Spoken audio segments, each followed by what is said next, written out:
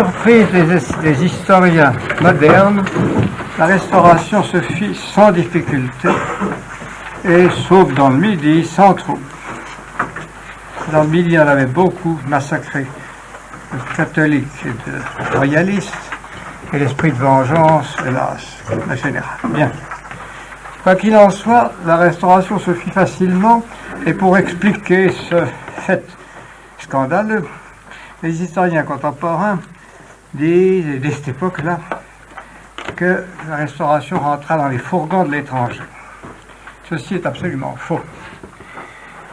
L'étranger, c'était l'empereur de Russie, qui détestait les Bourbons. Depuis que le régent avait refusé une alliance avec Pierre le Grand, les relations entre la famille impériale de Russie et les Bourbons étaient froides comme les glaces du Nord. Et Alexandre n'aimait pas Louis XVIII, qu'il avait chassé son empire. Le roi de Prusse, qui n'était pas intelligent, mais qui était prussien, conservait la tradition de Frédéric II, qui détestait les Bourbons. L'empereur d'Autriche n'avait pas de haine contre les Bourbons, mais il aurait beaucoup mieux aimé que le trône de France allât à son petit-fils, le duc de Reichstag, tout en reconnaissant que sa fille, Marie-Louise, n'était pas très maligne, ni très digne. Le seul souverain qui eut quelques bonnes grâces pour la France était le roi d'Angleterre, ou plutôt le régent Georges IV. Georges IV était un homme curieux, mais qui avait l'esprit chevaleresque, qui avait été très impressionné par la dignité des prêtres et des évêques français en Angleterre, qui avait reçu avec beaucoup de bonté les nobles français réfugiés, qui en somme, lui, pas son gouvernement, était favorable, ainsi que le duc de Wellington qui commandait l'armée anglaise. C'est du reste pour cela que les premières manifestations favorables à la monarchie sont produites dans le Midi, là où l'armée anglaise avançait. Naturellement, ce qui a grandement facilité la Restauration, ça a d'abord été le ralliement des pourris. Pourquoi les pourris se sont-ils ralliés? Pas par amour, mais parce qu'ils voyaient bien qu'en 1914, pour l'immense masse des Français, la République, c'était des massacres à l'intérieur. Pour l'immense masse des Français, l'Empire, c'était des massacres à l'extérieur. Et que seule la monarchie donnait l'espoir et la garantie d'une évolution sans trop de sang et d'une stabilité sans guerre. Donc ce fut un mouvement populaire. Mais ce fut aussi un mouvement qui fut très facilité, très adroitement facilité, par une société secrète catholique dont on a très peu parlé et dont j'ai à peine moi-même la permission de parler. Cette société secrète avait été fondée par Anne Ferdinand Louis de Berthier de Sauvigny, qui était le 9e fils de l'intendant assassiné le 14 juillet 89. Il était né en 1782. Il avait la haine des Orléans, des Bonaparte et de la maçonnerie. Il avait eu le courage de se faire associer à la loge olympique pour savoir ce que c'était. Il en était sorti avec un dégoût qu'il n'avait jamais dominé. En 1910, il avait donc fondé une société très secrète, qui était catholique et monarchiste et qu'il s'appelait les Chevaliers de la Foi. Par tous les moyens, il combattait la Révolution, la franc-maçonnerie. Cette formation avait quelques racines profondes et anciennes dans les instituts philanthropiques que M. Dandré avait fondés en 1795-16 pour canaliser et cristalliser la majorité de droite monarchiste sous le Directoire, mais cette chose avait été brisée. Alors M. de Berthier travaillait avec le plus grand secret et il réussit ainsi d'abord à lutter pour le Saint-Père au moment de la crise, et ensuite à créer toute une série de filiales monarchiques, surtout dans le sud-ouest. Sa société avait des ramifications hors de France, en Espagne et au Piémont, et aussi elle était constituée un peu comme la maçonnerie. Il y avait des associés de charité, des écuyers et des chevaliers. Et ils en connaissaient les uns aux autres en s'appelant frères, en s'appelant amis. Il y avait les groupes étaient des bannières, il y avait des conseils de bannières, puis il y avait un conseil supérieur de 9 membres. Et le grand maître était le comte Mathieu de Montmorency. L'ordre avait pour objectif de lutter pour le catholicisme et aussi de lutter pour la monarchie. Le travail qu'ils firent fut considérable. Et à partir de 1914, Louis XVIII essaya de se servir d'eux. C'est eux, en effet, qui très adroitement préparèrent l'entrée du représentant de Louis XVIII à Toulouse, où il fut accueilli avec transport, à Bordeaux, où il fut accueilli avec transport, ce qui permit au roi d'Angleterre et à Wellington de dire aux autres souverains, aucun doute, la France veut les Bourbons. En même temps, ce furent eux qui organisèrent une grande cavalcade dans Paris, au moment où les Alliés entraient dans Paris, pour leur montrer le drapeau blanc qu'ils n'avaient plus vu et pour faire acclamer par la foule le drapeau blanc. Donc, cette société, vous le voyez, a su agir au moment critique extrêmement bien et extrêmement intelligemment. Elle avait quelques ramifications avec la congrégation de Lyon et elle en avait aussi quelques-unes avec l'AA. Car les prêtres de l'AA étaient en général ses aumôniers. Malheureusement, M. de Montmorency était beaucoup plus zélé qu'il n'était intelligent. Et il perdit le contrôle de la société en 1826, et la société perdit à ce moment-là à peu près toute sa valeur spirituelle et par conséquent toute sa valeur humaine. Ceci dit, vous le voyez, il y a donc eu à ce moment-là une cristallisation royaliste et catholique qui a eu une importance énorme. Et le mouvement populaire portait vers la monarchie, à tel point que Napoléon manqua à être lynché quand il traversa le midi de la France, le sud-est. Constatant cela, le Grand Orient se conduisit comme il se conduit toujours dans pareil cas. Quand il y a une vague d'opinion, les loges, ou du moins le Grand Orient, enfourchent cette vague et se mettent à chanter « Alléluia, vive le vainqueur ». Je vais vous en donner quelques idées et vous allez voir à quel point cela est comique. Je parle du Grand Orient, parce qu'il ne faut pas ici confondre ce que j'appelle l'armature du Grand Orient, après toutes les précautions pour être bien avec Louis XVIII. Le Grand Orient commença à faire des loges. Toutes les loges furent invitées à acclamer le roi. On célébra le retour des Bourbons et le Grand Orient, le 24 juin, salua l'entrée au pouvoir du roi en l'appelant Louis le Désiré. Toute une série de cérémonies se succédèrent. Par exemple, les maçons firent une souscription pour une statue de Henri IV, ils donnèrent 5000 francs. Bien. Ensuite, ils firent chanter des cantiques qui célébraient le 1814.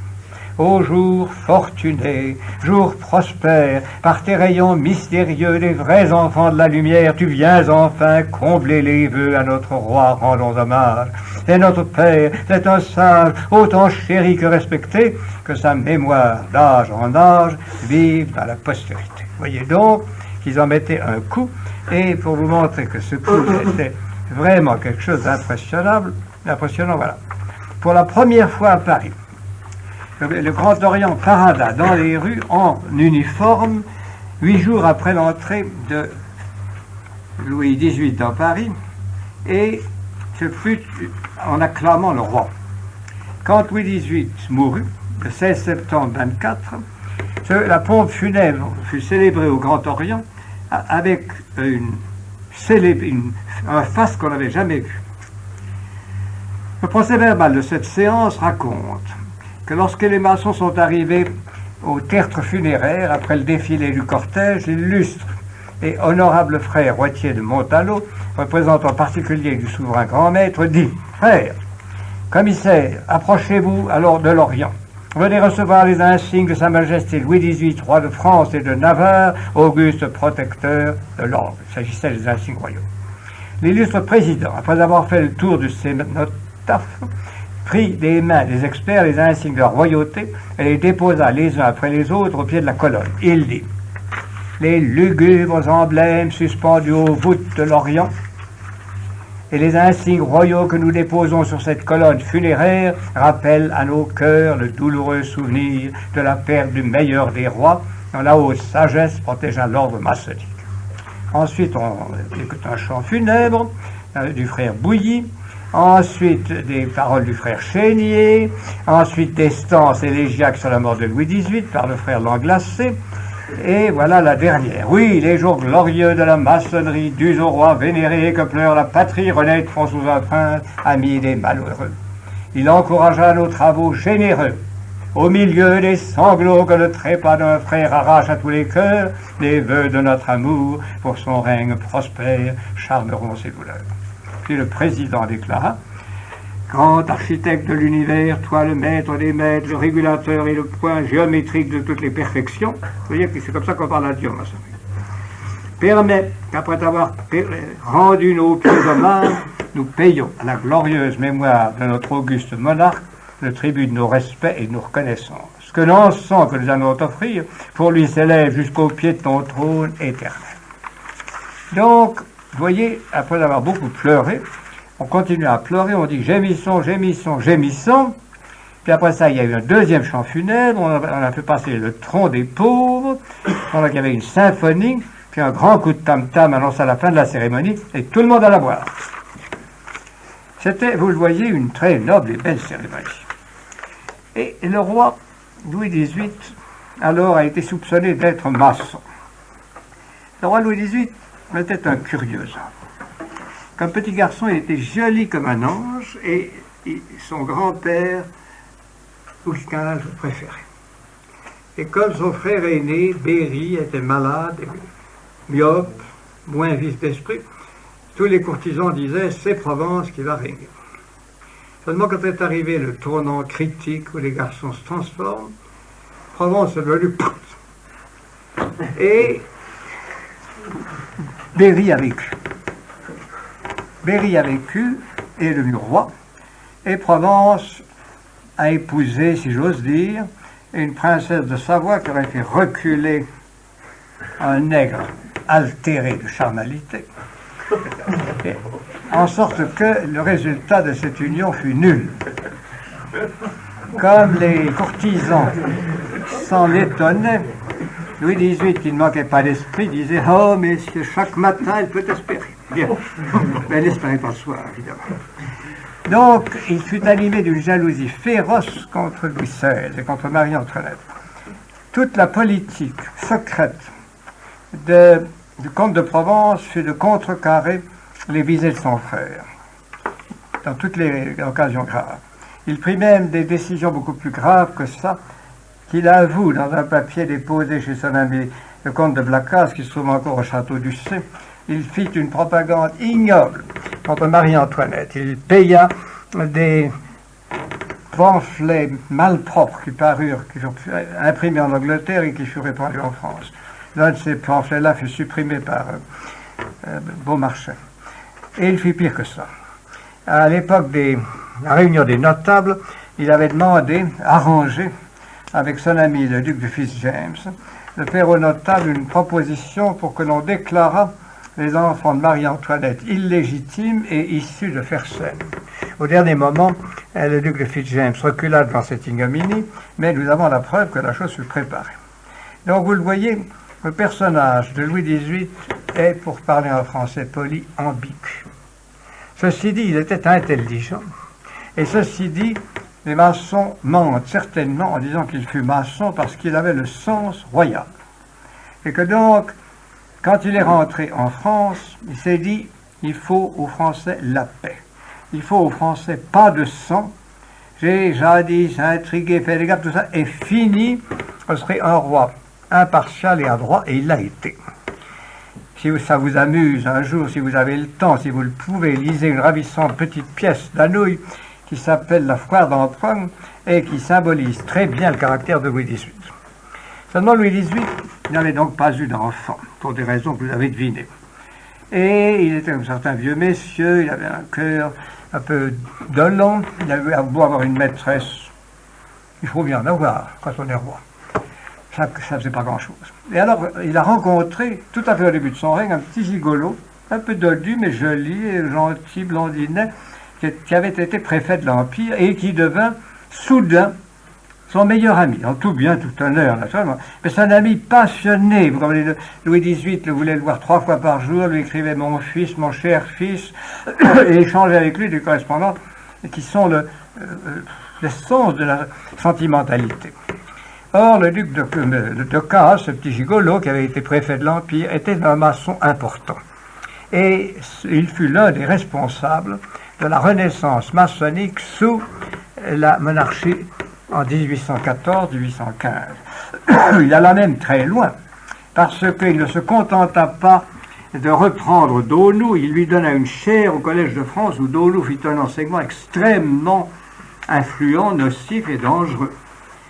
Ensuite, tout de même, à la mort de Louis XVIII, Daunou se retira un peu, mais alors de Cazes s'arrangea pour le faire nommer archiviste de la route du royaume.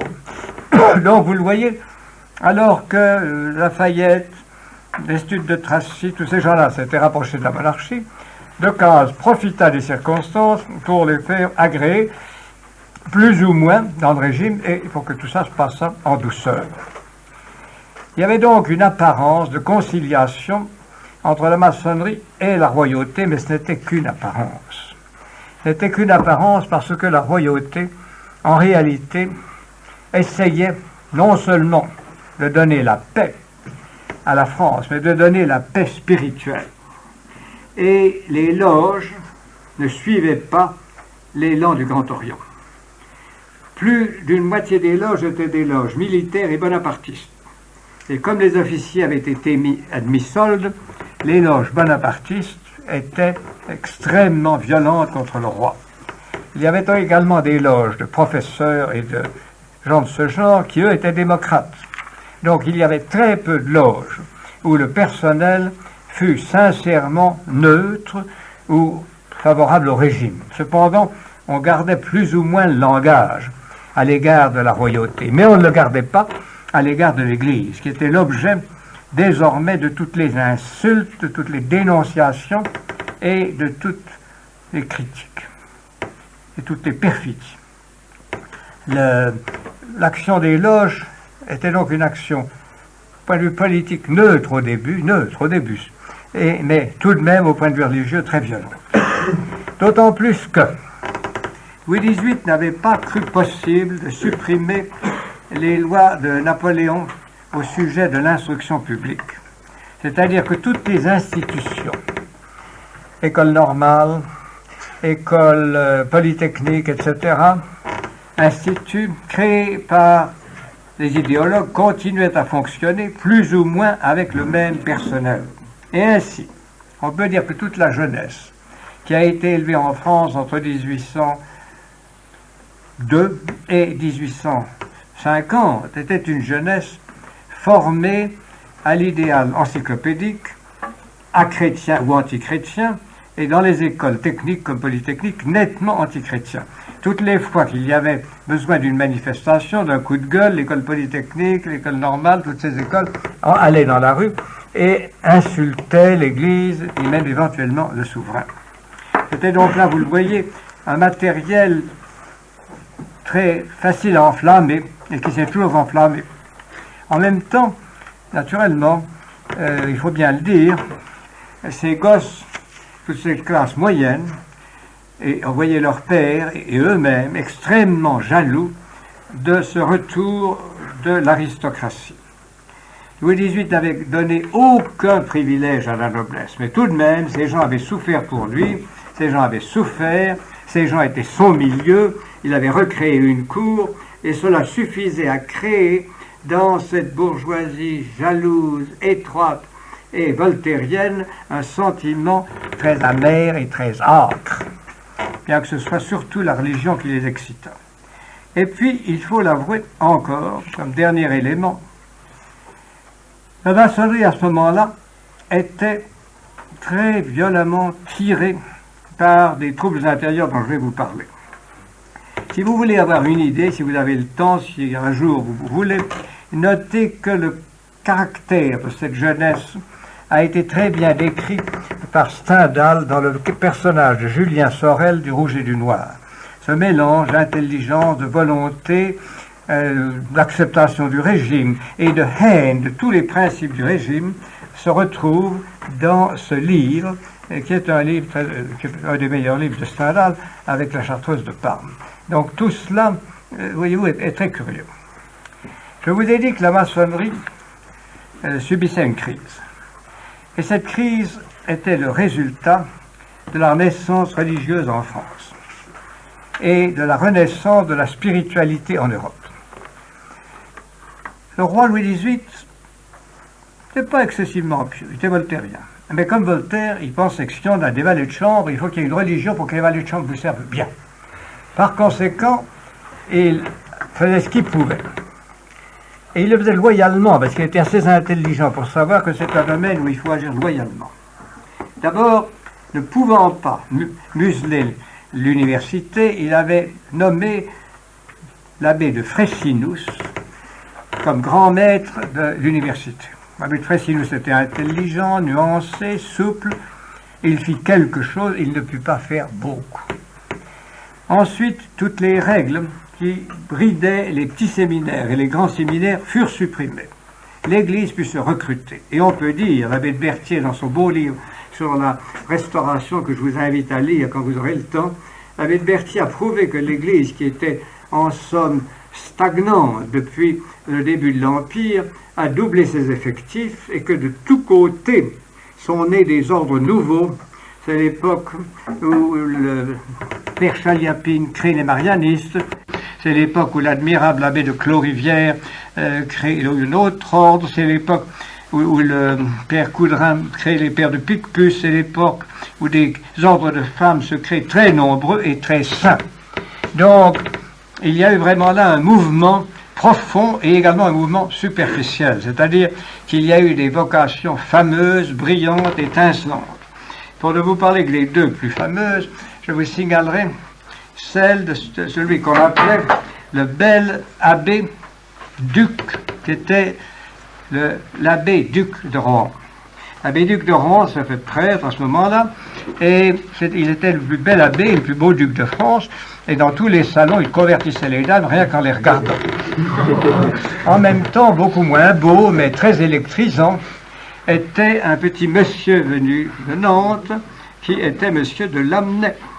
Monsieur de Lamennais, à ce moment-là, s'était prêtre, et il avait la pure doctrine de Joseph de Maistre, ou de Mestre, qui était, si vous voulez, avec Bonald, l'apôtre de la Renaissance catholique et royaliste en France. Donc il y avait un mouvement d'ensemble, qui était un mouvement très puissant, et auquel il était très difficile de résister, parce que ce mouvement philosophique de Mestre et de Bonald, ce mouvement d'élan spirituel de ces bons prêtres et de ces jeunes gens généreux, était orchestré par toute une littérature. Monsieur de Chateaubriand était sans doute un menteur, mais les gens qui mentent disent souvent la vérité, vous savez, vous verrez ça dans la vie. Et il disait avec beaucoup d'éloquence des choses fausses qui étaient vraies au point de vue de la religion. Et il était l'homme le plus à la mode, et il était un grand chrétien quand il avait le temps de ne pas s'occuper de ses maîtresses. J'en fais tout de même, il les deux choses. Il y avait également tout ce mouvement de la Renaissance romantique, avec des jeunes gens qui parlaient avec enthousiasme de la Vendée. Les premières odes de Victor Hugo, on les oublie, sont en l'honneur de la Vendée. Il a même eu le toupet de dire que sa mère était une Vendéenne. C'était un mensonge. Ensuite, M. de Lamartine était très beau et assez pieux, il avait été converti par sa maîtresse, Mme Charles. Tout cela, on le voyait, vous comprenez, on le répandait partout. On peut dire que de 1814 à 1821, le romantisme catholique a été extrêmement à la mode et qu'on a pu croire que par ce canal, la Restauration allait conquérir l'opinion de la jeunesse et l'opinion des classes cultivées de France. Les maçons ont eu tellement peur que l'un d'entre eux, qui était un homme de beaucoup d'esprit du reste, M. Henri Bell, qui se faisait appeler Stendhal, avait publié un petit pamphlet pour lutter contre, qu'il appelait il luttait contre ce qu'il appelait le romanticisme. Donc, j'ai voulu vous faire ce tableau beaucoup trop bref, mais pour que vous imaginiez la chaleur de tout cela. Et si vous aviez pu, mais je n'ai pas pu moi non plus, parce que je suis né un siècle et demi trop tard, aller prendre le thé chez Madame la Comtesse de Montcalm, la sœur du duc de Richelieu, Premier ministre, vous auriez vu qu'il y avait là un ensemble de raffinement, d'élégance, de beauté, de générosité, qui était extrêmement frappant. Or, je vous ai déjà laissé entendre, ce mouvement spiritualiste était assez général. En Suisse, il y avait des sectes protestantes dévotes, chaleureuses. Benjamin Constant s'est même converti. Il y avait, puis, Alexandre de Russie se confessait à la baronne de Krüdener, qui avait été très jolie, qui était très laide, mais qui voyait des anges, qui causait avec eux et qui disait aux anges ce que voulait faire Alexandre, et Alexandre ce que les anges voulaient qu'il fasse. Par conséquent, pendant quelque temps, eh bien, on peut dire, il y a eu une espèce de curieuse atmosphère, et pour que les anges puissent communiquer avec Alexandre, on avait fait un trou entre deux maisons pour que Madame de Krüdener puisse toujours aller voir Alexandre, et Alexandre, c'était en tout bien tout honneur, elle était vieille et laide. Donc, c'était angélique. La maçonnerie n'a pas pu résister à cela. Et le mouvement s'est fait sentir à l'intérieur de la maçonnerie. Ce mouvement s'est fait sentir de différentes façons, puisque même un esprit aussi scientifique, aussi tourné vers le matérialisme qu'était Cabanis, sur la fin de sa vie, a complètement changé sa doctrine. À la fin de sa vie, Cabanis a fait un nouvel essai qui a été publié en 1824 et dans lequel il expliquait que la nature était une entité éternelle et intelligente et que c'était la nature qui créait l'ego de l'homme. Donc ce n'était plus, vous le voyez, simplement les sens venus du dehors. Et que cette création à l'intérieur de l'homme engendrait un ego qui était intelligent et immortel.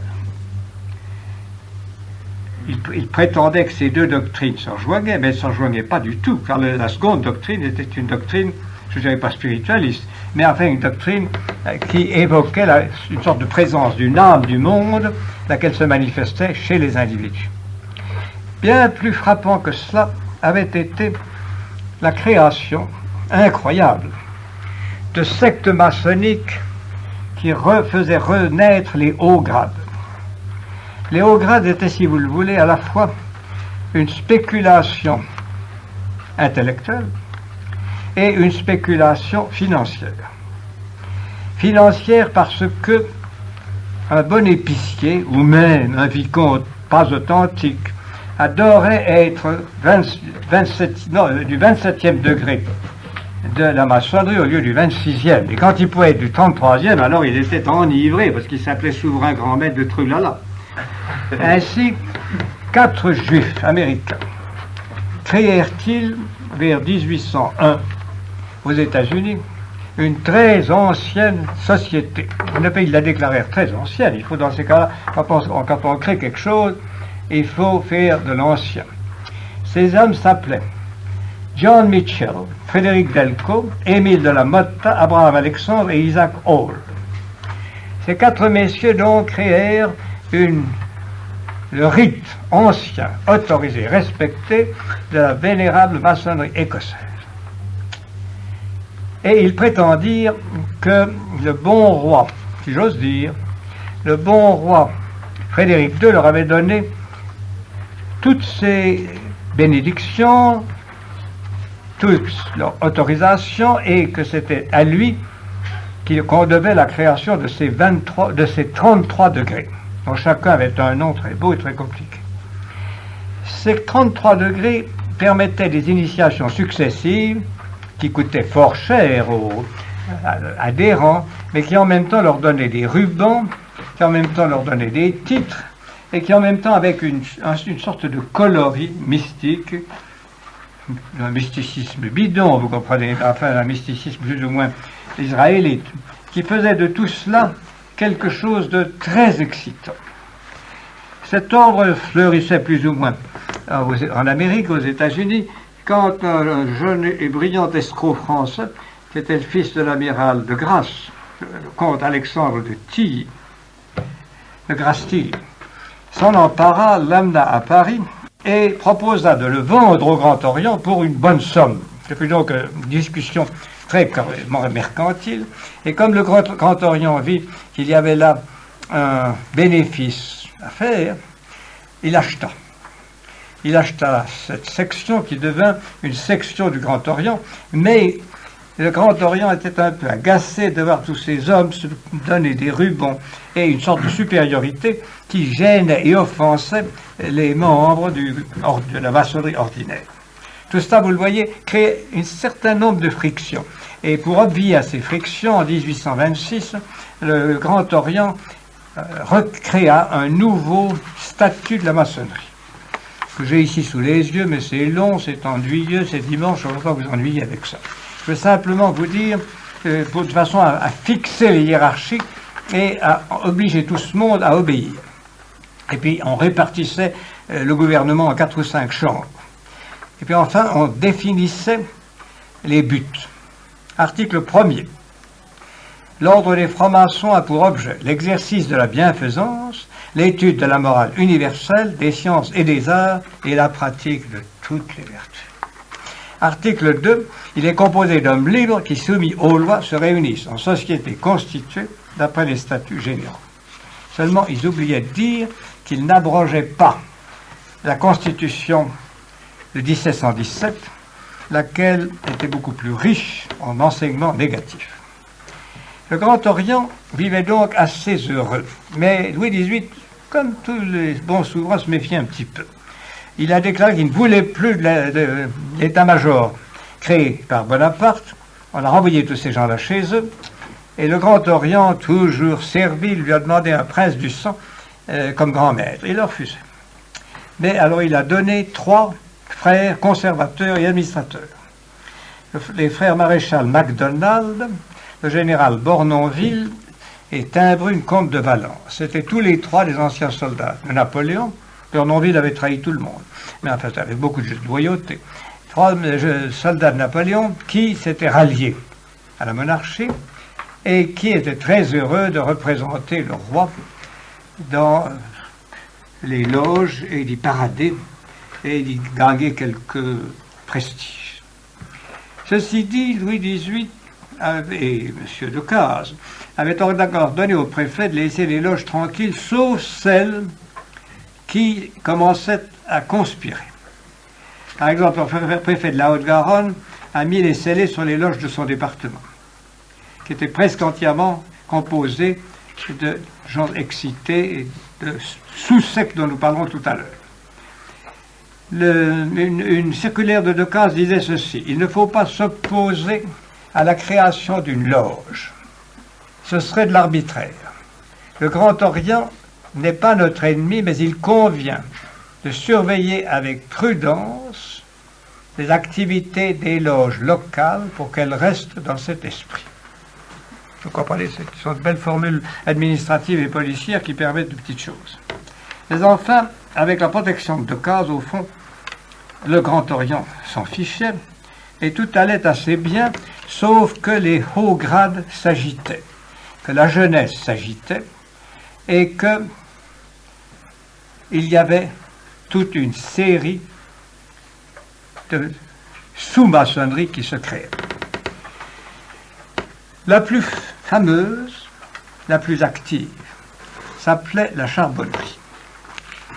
Nous ne sommes plus en face de cette charbonnerie, messieurs, qui vivotait en France sous l'Empire, cachée dans les forêts, pour essayer de résister à l'empereur des Français. Non. Cette charbonnerie nouvelle était une charbonnerie qui venait en droiture d'Italie, où quelques jeunes Français, en particulier M. Dugier, avaient été le chercher. Cette charbonnerie, elle, telle que l'a décrit un espion du roi de France, qui avait été en Suisse, où il avait vu fonctionner les loges maçonniques, cette charbonnerie était quelque chose de très actif et de très violent, car elle était composée de gens simplistes, d'un milieu social beaucoup plus modeste, mais en même temps assez agité. Voici donc ce que disait cet espion dont je ne sais pas le nom. J'ai trouvé cette correspondance bizarre à Varsovie. Donc, il avait exploré tous les cantons suisses pour le roi de France. Et il avait vu spécialement ces gens. Et il avait trouvé qu'il y avait deux obédiences qui étaient très dangereuses. L'une, c'était les Carbonari, car les Carbonari n'avaient qu'une idée, qui était de détruire l'ordre établi et de le détruire par la violence. Ensuite, il y avait un autre ordre, dont je vais vous parler maintenant, et qui lui aussi était quelque chose d'extrêmement violent. Cet autre ordre était également une création israélite. Cet autre ordre s'appelait le rite de Misraïm.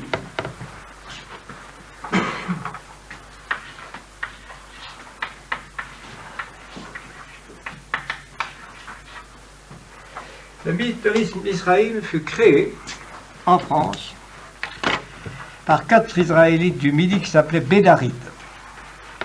Et eux trouvèrent que c'était bien de faire de l'argent en créant des 33 degrés, mais qu'on pouvait tout de suite, pourquoi pas, en créer 90. Alors, ils créèrent 90 degrés et ils en firent de l'argent. Du reste, ils n'ont pas hésité à se créer une descendance vraiment illustre. Marc, Michel et Joseph Bédaride déclaraient que Dieu le Père avait été le premier grand conservateur de leur rite, que le grand hiérophante, qui était le grand prêtre, s'adressait à son Dieu, qui était le Dieu d'Israël, en lui disant, après avoir tout créé et assigné à chaque chose sa place, tu daignas établir notre institution et lui donner le nom de Misraïm. Notre pauvre cher ancêtre Adam, qui avait fait une grosse bêtise, mais ça ne fait rien, il avait tout de même fondé la première loge et il avait fait entrer ses 3 bébés. Mais naturellement, l'un d'entre eux, ensuite le Cain, ne s'est pas très bien conduit, et c'était un regret pour les gens de Misraïm, mais enfin il s'est repenti et il fut élu pour le conseil grand conservateur de l'ordre en l'an 250 avant Jésus-Christ. Ce rituel, vous le voyez, était d'une richesse et d'une précision excellente. Les loges de Misraïm recueillaient une population de petite bourgeoisie plus violente, plus dure et plus violemment anticléricale que les gens du Grand Orient. Et ils aimaient aussi l'argent et ils ont essayé de se vendre, comme c'était vendu le rite écossais. Seulement le Grand Orient a trouvé que c'était compromettant, que ça coûtait trop cher et il n'a pas marché. Donc le rite de Misraïm a été beaucoup moins bien vu et a été très surveillé par le pouvoir qui, malheureusement pour lui, ne l'a pas encore assez surveillé. Le pouvoir surveillait les Carbonari. Les Carbonari étaient organisés d'une façon très adroite. Ils avaient été importés en France et les groupes s'appelaient des ventes. Il n'y avait jamais plus de 20 personnes par vente. Dans chaque vente, il y avait un membre qui correspondait avec les ventes inférieures, celles qu'on avait créées. Et un seul, pas le même, qui correspondait avec les supérieures. Ainsi, il était presque impossible pour la police de retrouver toute la hiérarchie. De plus, les Carbonari n'hésitaient pas à punir de mort les faux frères. Et ainsi, c'était un ordre qui avait un côté sanglant. Les Carbonari prirent une extension fantastique en France entre 1817 et 1821. Il semble qu'il y ait eu à un certain moment jusqu'à près de 300 000 carbonari répartis sur tout le territoire. Et comme le dit le rapport au roi de France, en Suisse comme en France, leur désir était de détruire l'ordre établi par le massacre. Pour commencer, ils voulurent se faire la main, et en 1919, ils essayèrent de s'emparer de Belfort. Et alors là, c'est assez intéressant, parce que on voit que le Grand Orient et les chefs du Grand Orient avaient laissé l'élite de leurs membres entrer dans la charbonnerie. Enfin, je vous citerai quelques noms, c'est pas la peine, tous, mais quelques noms que vous pouvez connaître. Il y avait d'abord M. de Voyer d'Argenson, il y avait ensuite M. de Lafayette, il y avait ensuite M. de Corcelles, il y avait un certain Schulcher, c'était des noms assez connus, et un certain Quéclin. Ces gens-là, donc, étaient les grands pontifs de la grande maçonnerie et aussi les grandes autorités, un petit peu des mannequins, vous comprenez, des carbonari. Mais enfin, en 1814, en 1819, on n'a pas hésité à les faire marcher. Et alors, on leur a donné rendez-vous pour aller à Belfort, où M. de Lafayette aurait été devenu ministre de ceci, M. d'Argenson de cela, M. de Corcelles de ceci, M. de Schulcher de cela. Toute la liste était très belle. Seulement, Lafayette, qui n'était pas très riche à ce moment-là, avait des chevaux un peu lents. Et quand il est arrivé auprès de Belfort, la conspiration avait été découverte, tout le monde était arrêté et tout le monde était en prison. Alors, il a tourné court, il est rentré à Paris, ou pas plutôt, pas tout à fait à Paris, et le roi, qui trouvait ça ridicule, il n'en a pas voulu. Seulement 2 ans après, un certain général Berton a voulu refaire cette chose dans l'ouest de la France. Et cette fois, la police, qui est quelquefois à droite, avait tellement bien noyauté les loges que Berton s'est aperçu au dernier moment qu'il lui manquait un uniforme. Et en allant chercher son uniforme, s'est fait arrêter. S'est fait emprisonner, juger et fusiller, ainsi qu'un autre colonel. L'exécution, après ce complot, et après le complot des 4 sergents de La Rochelle, a été sanglante. Et les charbonniers, soudain, ont fait un flouk. Donc, la restauration, après 1822, a eu un peu de calme. D'autant plus que l'assassinat du duc de Berry par un homme qu'on a fait passer pour fou, mais qui était sans doute du rite de Misraïm, le bourrelier Louvel, a jeté dans une indignation générale en France. Et dans ces conditions, la maçonnerie s'est une fois de plus terrée. On a célébré les obsèques du duc de Berry. On a pleuré le duc de Berry, on a blâmé ses assassins, etc., etc. Et ça a donné, pendant quelque temps, une majorité monarchiste à la Chambre, qui a permis à M. de Villèle de gouverner quelque temps.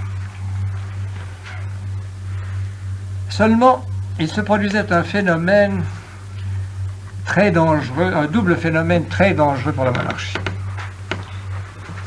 Ceci est en marge de la maçonnerie tout en faisant partie. Tâchez de comprendre exactement ce que je vais dire. C'est assez subtil.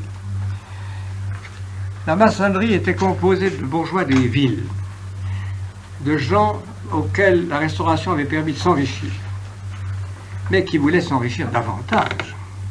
Or, le gouvernement de Louis XVIII, comme celui de Charles X, comme celui de Louis XVI, s'appuyait essentiellement sur les campagnes où l'Église faisait beaucoup de progrès. L'Église avait à ce moment-là organisé des missions, l'Église avait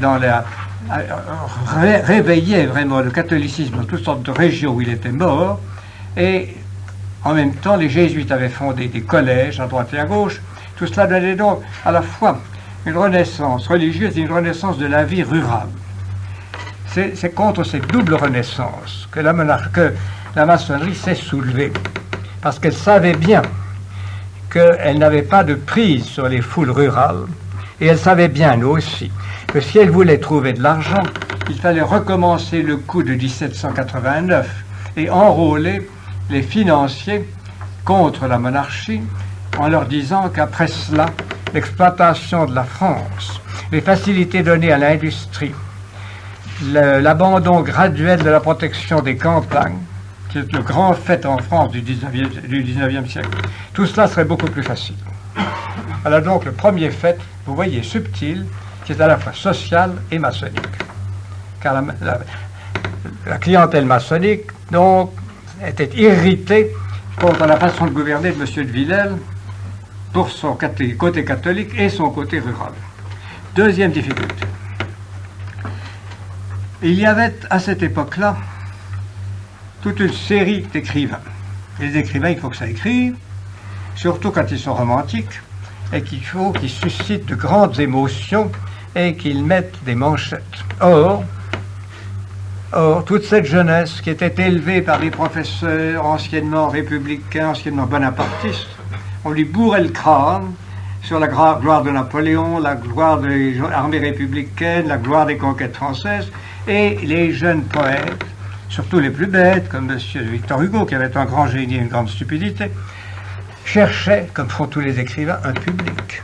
Et ils trouvaient un public, dans ce public bourgeois, gavé d'illusions bonapartistes, parce qu'eux, ils s'étaient jamais fait tuer, les garçons de 20 ans. Et gavé également de cette espèce de gloriole. Nous avons foutu des coups de pied à toute l'Europe. C'est vrai, mais l'Europe en avait foutu aussi. Donc, c'était une situation que l'on oubliait, mais on faisait des odes à la colonne, on faisait des odes à la gloire de Napoléon, on faisait des odes à 1812, etc. Et ainsi, le romantisme qui avait d'abord été monarchiste, un peu catholique, vendéen, devenait bonapartiste, devenait militariste à la Bonaparte et devenait libertaire. Ces dernières années de la Restauration voient apparaître les pièces de Victor Hugo qui sont les plus violemment antichrétiennes et antimonarchistes. Marion Delorme, Le Roi s'amuse, Angelo Tyrone Padoue, etc. C'est également le moment où la jeunesse libérale met des gilets rouges et acclame tous les grands chefs libéraux de la Chambre. Donc, le romantique qui avait semblé servir pendant un instant la cause monarchiste et catholique s'en détournait pour enfourcher le dada de la liberté et le dada de la gloire bonapartiste. Tout cela n'aurait pas empêché le roi Charles X de s'en tirer. Si loge de Misraïm avait travaillé d'une façon très efficace dans les petits employés de l'État, dans les typographies, dans l'imprimerie des journaux, dans tout ça. Et ainsi, dans la région parisienne, on peut dire que tout le personnel, les journalistes, en grande majorité du moins, et les imprimeurs étaient excités. Cette excitation aurait pu durer sans danger. Mais en 1830, Charles X fit l'une des choses les plus utiles qu'il fit, c'est-à-dire qu'il fit la conquête de l'Algérie. Cette conquête de l'Algérie fut admirablement bien faite, avec un minimum de pertes, et supprima cet odieux pillage qui venait d'Alger et des côtes algériennes, et qui réduisait en esclavage des jeunes Français, des jeunes Françaises, des Espagnols, des Italiens, qui maintenaient au XIXe siècle une situation inqualifiable. Donc, il a eu tout à fait raison. Seulement, le résultat fut que la France possédait, à partir de ce moment-là, le plus beau port, le grand port, la plus belle baie sur la Méditerranée occidentale, et que cela ne plaisait pas du tout à messieurs les Anglais. Les Anglais n'aimaient pas qu'on leur chipe une île, et ils détestaient qu'on prenne un port avant eux. Donc, la maçonnerie anglaise se mit à travailler en cheville avec les loges de Misraïm. Et l'Angleterre, qui jusqu'alors avait été assez bien disposée pour Charles X, recommença le travail qu'elle avait fait contre Louis XVI et épaula avec de l'argent et l'excitation les loges françaises. Cette situation, il ne faut pas le ranger, cette situation fut encore aggravée par le fait que le roi et son entourage ne comprirent pas qu'ils auraient eu avantage à étendre le droit de suffrage, car le droit de suffrage était restreint à une classe riche, maçonnisée, Alors que s'ils avaient étendu le droit de suffrage plus bas, il aurait été très facile, en s'appuyant sur les masses paysannes, qui faisaient l'immense majorité, 85% à cette époque-là, d'avoir tous les députés qu'on voulait. Mais avec encore un certain respect de l'intelligence à cette époque, et le roi voulut restreindre encore le suffrage, tout cela réuni, à un moment où il n'y avait pas assez d'armées sous la main, permis à la maçonnerie d'organiser dans Paris, quand le roi voulut faire clore les journaux qui l'insultaient, d'organiser une petite révolution, pas terriblement grave, mais une révolution qui fut bien orchestrée et bien exploitée avec l'argent du duc d'Orléans et avec l'argent également d'un certain banquier qui s'appelait Laffitte.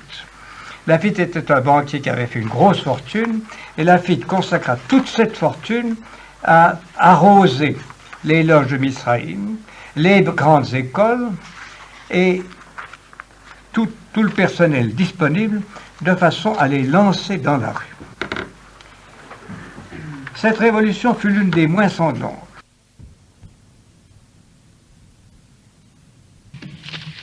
Avez-vous quelque chose à me demander? Vous avez compris? C'est assez subtil, mais enfin. Alors je vous dis merci. Je vous remercie de votre patience. Monseigneur a eu la bonté, pour moi, j'espère pour vous aussi, de me permettre l'année prochaine de commencer pour vous un cours sur l'histoire de la religion, qui irait depuis la fondation de l'Église jusqu'au XVIIIe siècle. Donc l'année prochaine, c'est cela pour vous autres, grands garçons, messieurs illustres et formés, que je vous proposerai.